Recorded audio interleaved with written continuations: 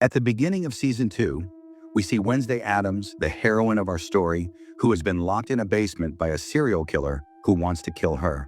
But Wednesday was brave and fearless, and she begins telling us how she ended up there.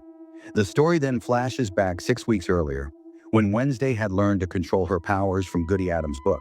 Since childhood, she had only one dream: to track down and defeat a notorious serial killer who hunted little girls and murdered them. One day, the killer accidentally dropped a toy belonging to a kidnapped girl at the crime scene. Wednesday's companion, a hand named Thing, picked it up. Wednesday used her powers to get visions from that toy, which gave her clues. Finally, she discovered the killer's location. Wednesday then went to the airport to travel to that city. At the airport, she was stopped by the authorities.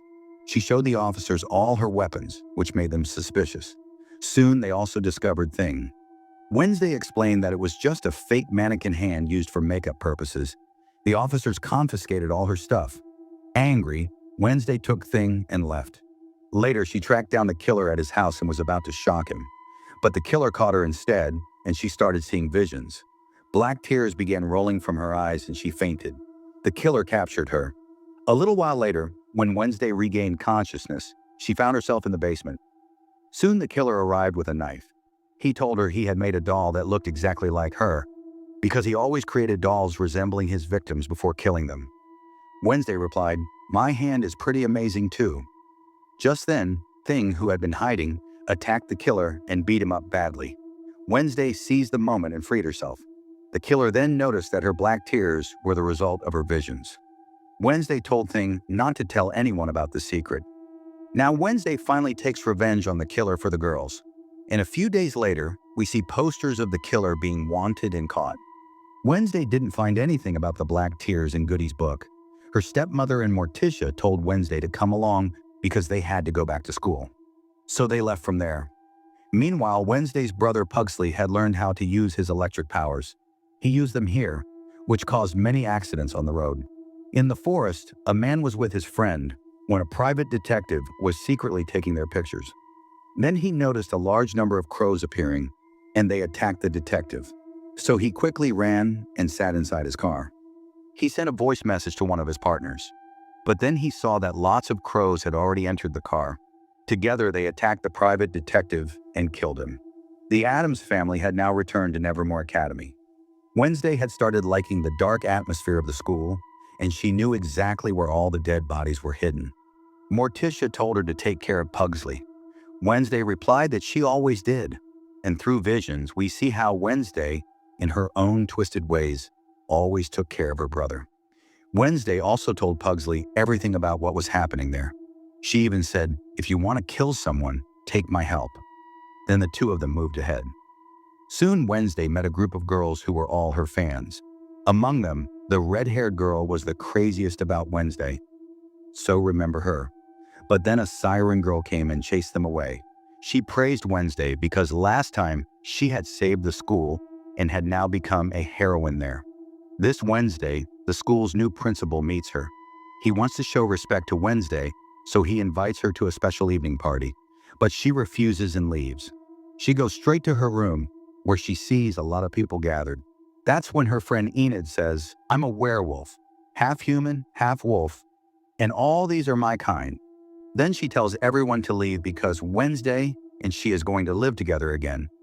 Enid then shares that she has fallen in love with a boy she met at the party, and she really enjoyed being with him. The two of them exchange gifts, which they both liked very much.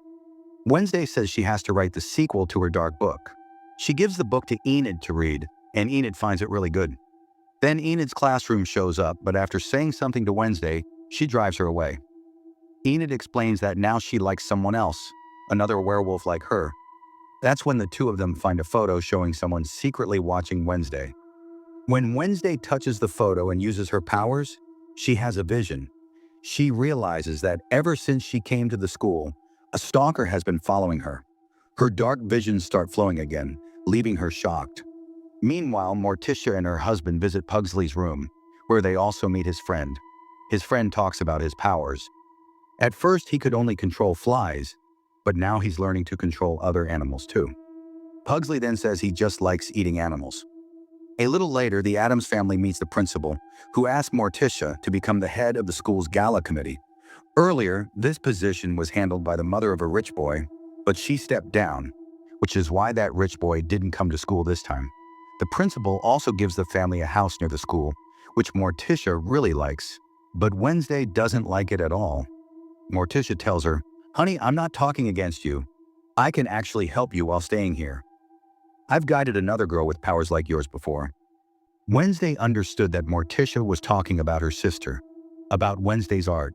Morticia said, "Yes, you're just like her. Both of you have the same powers." Wednesday replied, "You should be worried about Pugsley, not me." After saying that, she left. Morticia felt sad and realized that Wednesday was hiding something, and she didn't want anything bad to happen to her. As Wednesday and Thing were coming back from the forest, they saw police investigating the dead body of the private detective. The new sheriff had found out that crows had attacked and killed him. Just then, Wednesday spotted a man in the crowd who ran off after seeing her. Wednesday chased him down, fought, and caught him. That man was Kelvin, also a detective.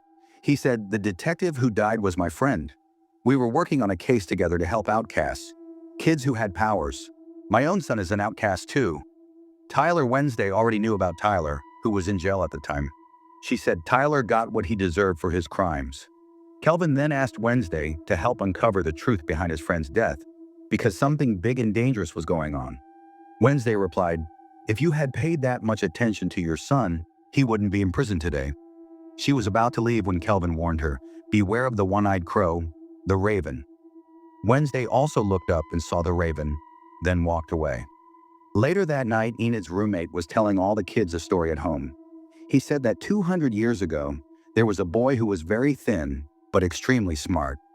Using his intelligence, he wanted to make machines to improve himself. He even created a mechanical heart to change himself and implanted it in his body, which transformed him completely. After that, he started building bigger and bigger machines. But slowly, those machines turned dangerous. And one day in a huge explosion, he lost his life.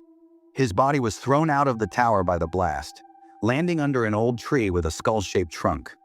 Even today, you can still faintly hear the heartbeat of that machine-made heart, and only the brave boys in our group dare to go there and listen to it. So does anyone have the guts to go there? Hearing this, Peg bursts out laughing because he finds the story interesting. The principal meets Siren. For Morticia's gala event, he chose Siren to help because she was very smart, but she refused because of her studies. That's when the principal says that earlier, we had a lot of funds from the rich boy's mother, but now she's gone, so the funds are gone too. That's why we're kicking out the scholarship kids, and that includes you. But if you use your powers to help us, I'll let you stay here. That's when Siren realizes the principal wants to exploit her powers. She felt troubled because people already accused them of forcing others to do what they wanted by using their powers. Enid and Thing were talking about Wednesday, saying that after becoming famous, she had forgotten about them. Enid had built a room for Thing, which he really liked. At night, Wednesday started playing her guitar again. Hearing this, the music teacher came over and gave her tips on how to play better. She told Wednesday, "I heard about how you saved your school. That's why I was impressed and came here to meet you." Meanwhile, at the party, the principal showed Morticia how the school kids were making a phoenix out of sticks, a bird. At the same time, he was also trying to convince Morticia to join the gala event. Morticia replied, "I'm still confused. Let me think about what I should do." Siren also agreed to help Morticia. By then, Wednesday had gone back to her room. Enid told her that the rich girl had sent her a letter and a painting. The letter said, "I tried calling Wednesday, but she didn't answer." Wednesday replied, "That's because I threw my phone in the water." She looked at the painting the rich boy had sent. It was a raven, the same one that had appeared in her visions, somehow connected to her. Seeing this, Wednesday was shocked. Just then, she received another letter, this one from Stoppard. He wrote that her book was really amazing, and when Wednesday checked, she found out that someone had stolen her novels. Along with that, she was also given a new riddle.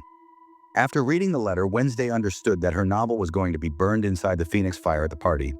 That's why those people also came to the party, and Wednesday started moving through the trees to find her novel. Meanwhile, music started playing outside, and everyone began enjoying it. Then the principal welcomed everyone and said that he wanted to take the outcast school to a higher position. After that, he threw a fireball to burn the phoenix, and all the kids really enjoyed watching it. At the same time, Pug was heading toward the skull tree. By then, Wednesday had already found her novel.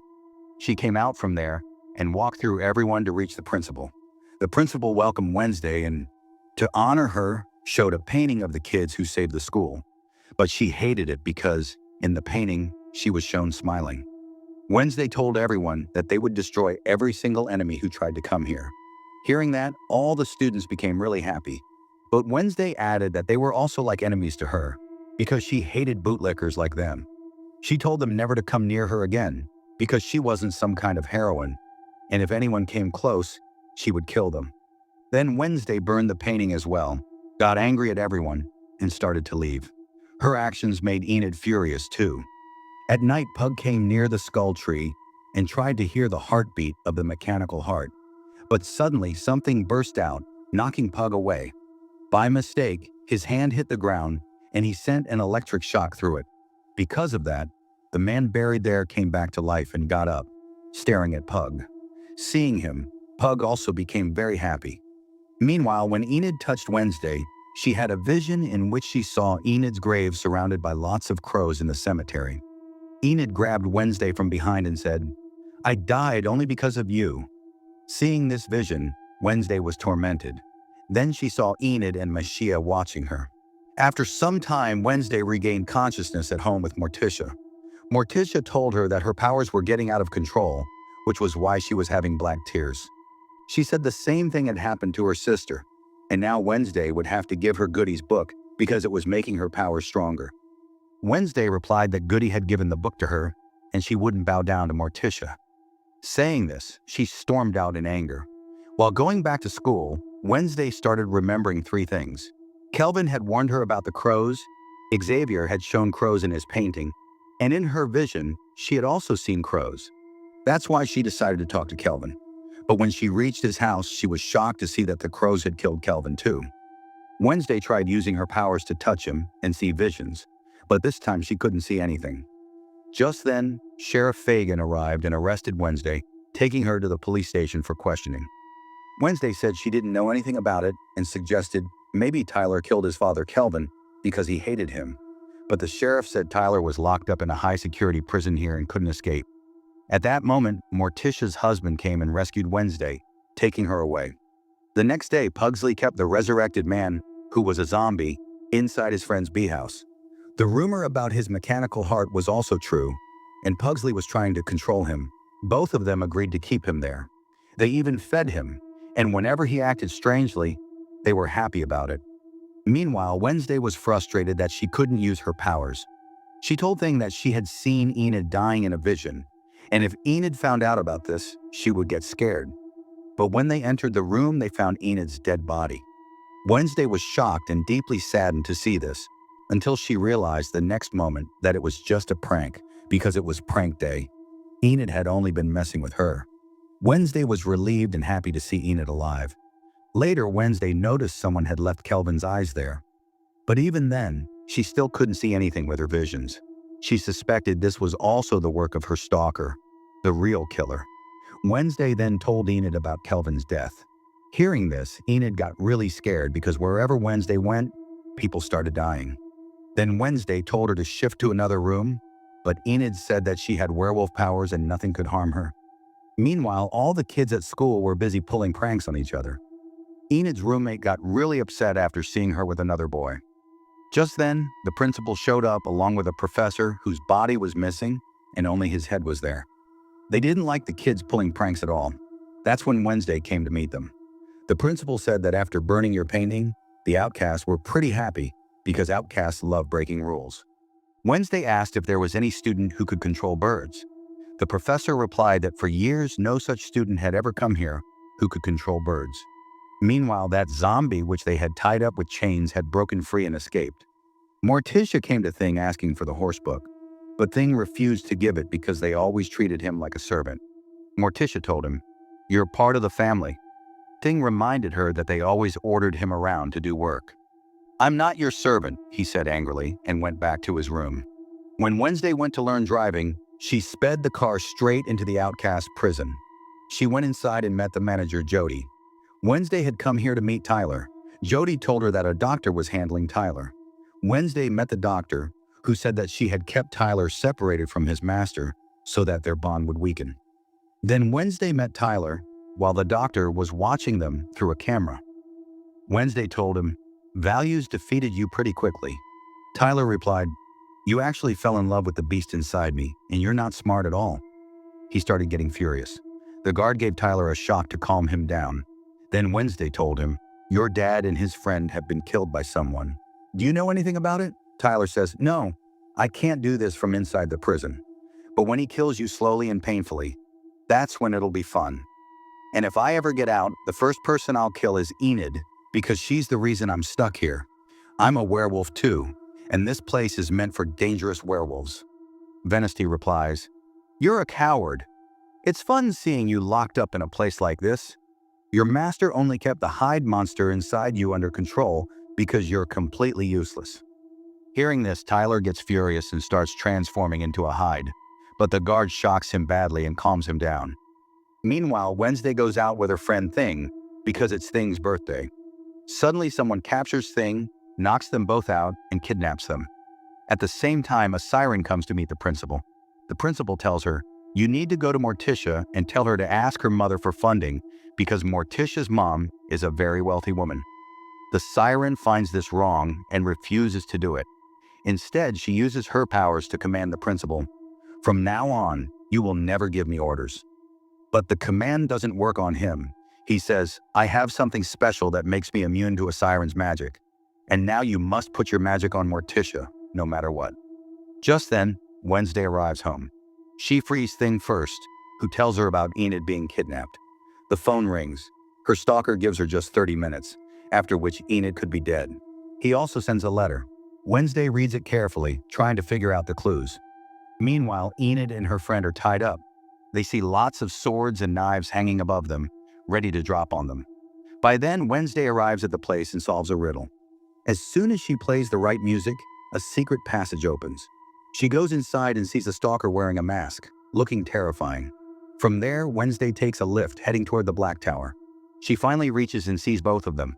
Thing tries to free them, but gets caught in a trap himself. The machine below starts up, sending the knives and swords swinging straight toward Enid and her friend. Then Wednesday went downstairs and read the riddle next to the machine. There were a lot of books there, and she had to figure out which book was missing. That's when Wednesday realized the book was invisible, meaning it was there but hidden. Wednesday wrote down the name of that book, and the machine stopped, saving both of them just in time. Now Wednesday went upstairs. She freed Thing, and then the stalker showed up, who turned out to be none other than Wednesday's biggest fan, the red-haired girl. She was actually Wednesday's partner and had the power to turn invisible. On top of that, she had pulled this whole prank just to impress Wednesday and prove that she was just as crazy as her. Wednesday asked her, "Why did you kill Kelvin?" She replies, "I didn't kill him, but I was following you and I found Kelvin's phone, which you can keep." Then she says, "I also want to join you and help," to which Wednesday agrees. On the other side, the siren goes to Morticia's house to meet her, and she uses her powers on Morticia to convince her mother to make a donation at the gala function. Morticia agrees, but the siren didn't like this at all. Wednesday and Thing see that the horse's book is missing from there. Then Thing tells Wednesday that Morticia must have taken it. On her way home, the driving teacher is attacked and eaten by Pug Zombie, who had escaped. The Addams family was taking a lot of care of Thing, so he could be happy. But Morticia was worried for Wednesday. She even called her mother because she realized that the principal only made her the head to get funds from her mom. But Morticia doesn't get along with her mother at all, since her mom troubled her a lot during childhood. Wednesday sneaks into Morticia's room to steal the horse's book, but Morticia catches her. Wednesday gets furious and tells her about her visions of Enid's death, where she saw crows there, and also a one-eyed raven that always follows her. She also saw that Kelvin and his friends were killed by it. "There must be some bigger secret behind this, and I want to catch the killer," she says. Morticia replies, "Our visions can also turn out to be false." Wednesday says, "That's never happened to me." Morticia tells her, "You caught a serial killer, but you've been using your powers excessively. You can't control them anymore, and by using shortcuts from the book, you've gone down the wrong path. That's not right. The same thing happened with my sister, and I won't let it happen to you." Hearing this, Wednesday storms out in anger. The next day, Enid was preparing for the school camp, but Wednesday had no intention of going to the camp. Pug and his friends see that the zombie's head is healing again. When Kelvin's body was being buried, Wednesday and the others were there too. Wednesday asked the doctor about the one controlling the birds and said that he could be the killer, so the doctor agreed to help her. Siren cleverly brought her mom into a hotel room because her mom was now all alone. She had lost her powers and her husband had also left her. Because of her mother's condition, Siren felt very sad. She told her mom to hide there for now and then left. Meanwhile, Wednesday, with the help of her friend, disguised Rue to look like Kelvin and turned on his phone. Along with that, she ordered the rest of the stuff for the room, which made Wednesday feel really good. While checking through the stuff, she found photos of Kelvin's friend's house. It turned out that the house was far from the school. Then Thing informed her that a school camp was about to be held nearby, so Wednesday agreed to join the camp, which made Enid happy too. Soon, everyone reached the camp location by bus. At the camp, Wednesday and Pug ran into their parents, but neither kid was happy to see them. Pug had brought the zombie with him inside a coffin, which made his friend angry because it was dangerous. Pug said he had already set up firecrackers outside, so the moment it escaped, they would know right away. All the kids were about to enjoy playing games at the camp. Around the same time, another professor, who was the head of his own team, arrived with his entire group. Now, both the team head and the principal wanted to go camping with their children, but they also wanted to drive each other away from the camp. That's when Wednesday rang the bell and said, "And if you want this place, then beat us in a game." The team head accepted the challenge, and the game was a race. Both schools had their own egg, and 10 kids from each school would play. They were supposed to form pairs of 5 each.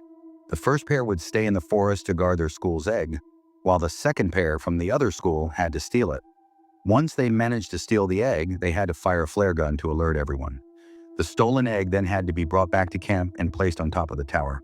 Whoever succeeded would win. All the kids got ready for the challenge. Dame Head explains to his kids that they don't have superpowers. That's why he kept a lot of weapons for them, so they can use those to win.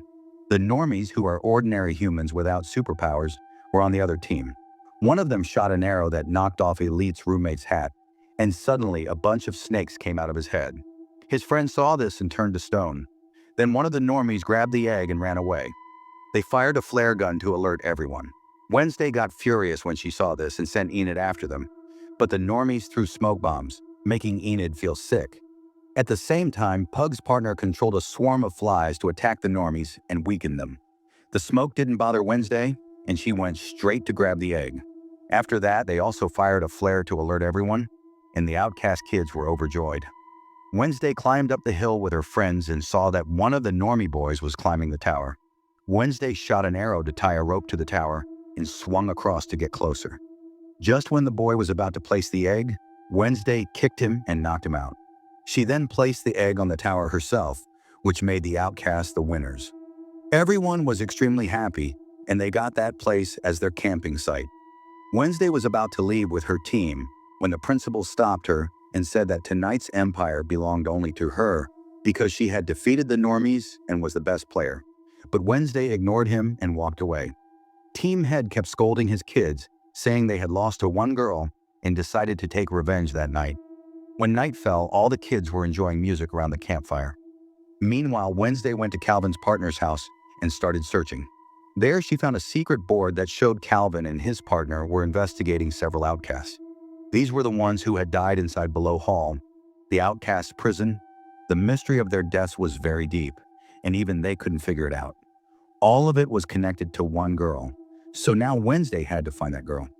Wednesday was neither able to see visions nor use her powers, and all of this was happening because the goodie book was missing.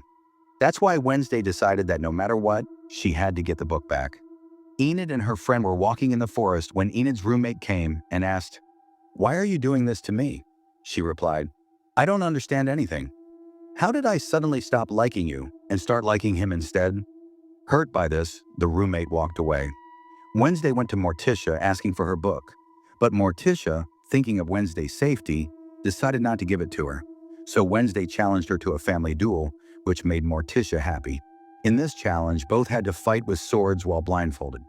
At night, the team leader tried sneaking into a tent, but he fell down, and a rope snapped, freeing a zombie. The zombie attacked the team leader and ate his brain. Because of the rope, fireworks went off nearby, scaring Pug and his friend. Meanwhile, Wednesday and Morticia each wore an artificial heart pinned to their clothes. The challenge was to break the other's heart without seeing. They began sword fighting, and Morticia defeated Wednesday. Saddened, Wednesday threw her sword, which accidentally struck a zombie creeping up behind Morticia, trapping it again. Morticia was very proud of her daughter's bravery. Soon after, officers came and captured the zombie, and everyone breathed a sigh of relief. Wednesday then saw the killer with Raven, who was staring right at them, but the killer suddenly disappeared. Inside Below Hill, Jody told the doctor they had managed to capture the zombie, which made both of them happy. There, they also saw a new prisoner who seemed very pleased to be there, none other than Tyler's master. After that, Tyler's master and the doctor had a conversation. The doctor wanted her help to cure Tyler, as she couldn't manage it alone. Tyler's master agreed to help, and they left her with Tyler. She started controlling him again to calm him down. But Tyler, who was furious, suddenly transformed into Hyde right there and grabbed her. She says, "Son, you're upset with me, I know, but I'll get you out of here." At that, Hyde Tyler threw her away, and his master started laughing.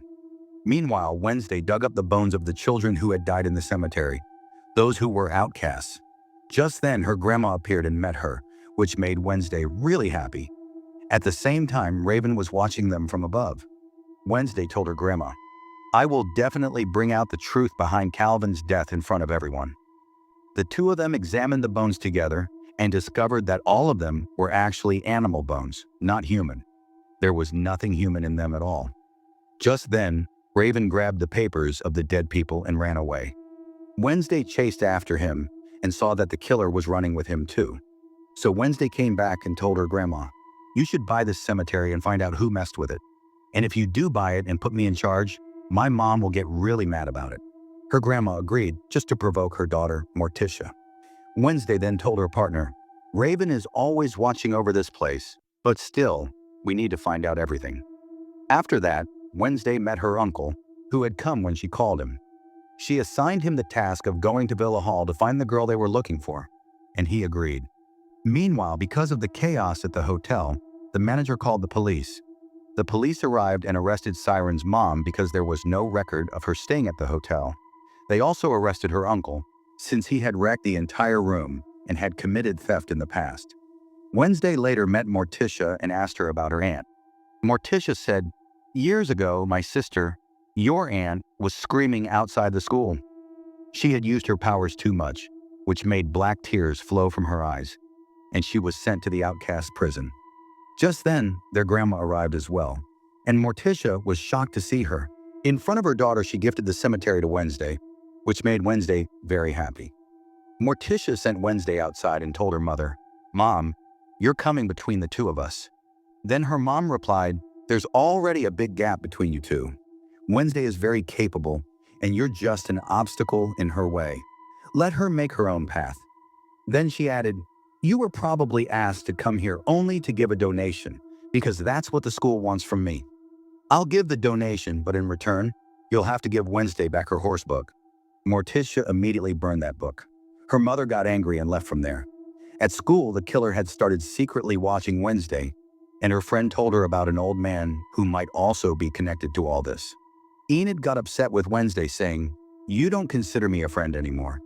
You spend more time with your new partner and don't give me any time."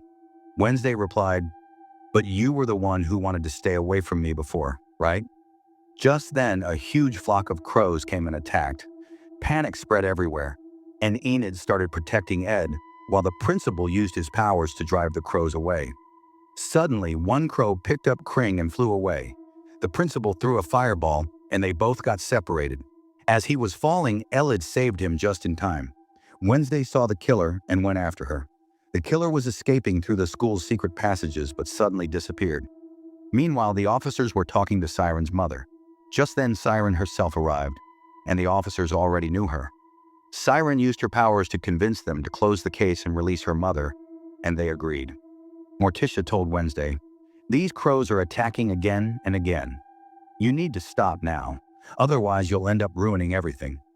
In the prison, Thing comes to Uncle and tells him about the old man, because maybe he knows something about the girl Uncle came here looking for. Then Uncle asks the guard about it. The guard takes him to the old man who was locked up there. His mind wasn't right, and he was just a normie who used to teach there before. Uncle asks him about the girl, but the old man's parrot makes fun of him, so Uncle shocks him with electricity. Wednesday then asks the professor about the one who controls birds, basically the killer who wants to kill her, who might be connected to the old man. The professor says that the old man is just a normie. His daughter was an outcast, but he doesn't know her name. Using the girl's name as an excuse, the old man shows Uncle a secret room, which makes Uncle realize that maybe the girl is inside. Meanwhile, Tyler's master tells the doctor that she needs to talk to him because he's upset with her. And a Hyde can never kill their master, so now they must work together. But the doctor replies that she doesn't trust her. Then she tells the doctor about Wednesday's uncle being here and that he's definitely up to something. Hearing this, the doctor has Uncle captured and beaten badly, then locked away with a zombie inside a secret room. Thing also sees this and comes to tell Wednesday, so now she wants to rescue her uncle. Wednesday decides to go there at night with her friends and Enid. While sneaking below the hall, their car gets stopped at the gate for inspection. Then her friend causes an explosion in the office, which distracts everyone's attention away from the car, and Wednesday slips out. Then they break into the prison. To help save Uncle's friend, the music teacher also shows up and starts playing music for the prisoners to calm them down. Wednesday then frees Uncle, and they all begin to escape. But then the zombie also breaks free from his chains. Guards were taking Tyler's master away, but the zombie comes and kills the guards. As his master tries to run away, she comes face to face with Wednesday. When the siren went off, the doctor started evacuating all the prisoners and took the old man into the office. Wednesday and Uncle opened a storage room, but inside there was nothing useful. However, Wednesday discovered a secret passage there.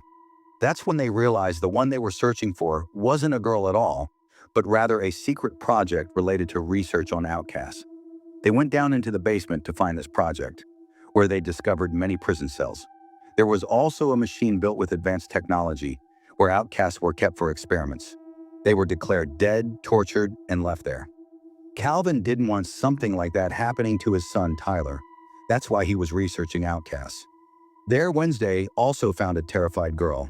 At that moment, Raven arrived with the killer. Wednesday recognized her immediately. She wasn't just anyone, but Joe, the prison manager, who also happened to be the old man's daughter. She was carrying out experiments on outcasts on her father's orders. Because of him, she also knew about the secret passageways in the school. Then Joe revealed that her father was a normie, yet she joined the school staff in order to study outcasts, since she wanted superpowers for herself. That's why she began experimenting on them. But she could never gain powers herself because she had grown too old.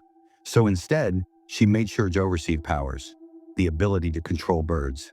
Hearing this, Wednesday and Uncle were deeply disturbed that Joe and her father had experimented on their own school's children and made them victims. But Joe was happy with her powers. That's when Uncle attacked her with a massive electric shock, cutting all the power in the building. Outside, Enid and Wednesday's friends were terrified. Meanwhile, all the prisoners started breaking free. One of the basement prisoners tried to catch Joe, but she managed to escape. Wednesday rescued the frightened girl and let her out safely. The officers were shooting at the zombie, but it wasn't having any effect. The master quickly ran over to Tyler. She said, "I'll get you out of here." She broke Tyler's chains. Then Tyler said, "Because of you, I was trapped here. You're not my master anymore." She replied, "Our real enemy is Wednesday, and she's right here." "We can kill her," Tyler said. "I'll deal with her, but first I want to kill you." Hearing this, his master ran away, and Tyler began transforming into a Hyde. This time, he had become even bigger and more powerful than before.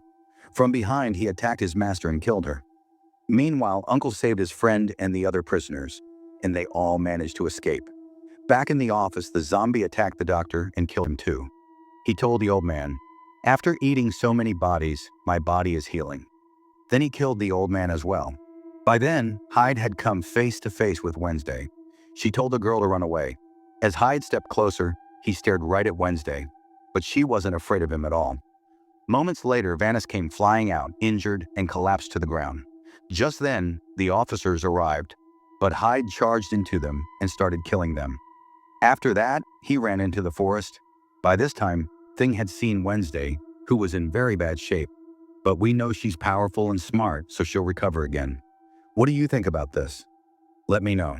And with that, the story ends here.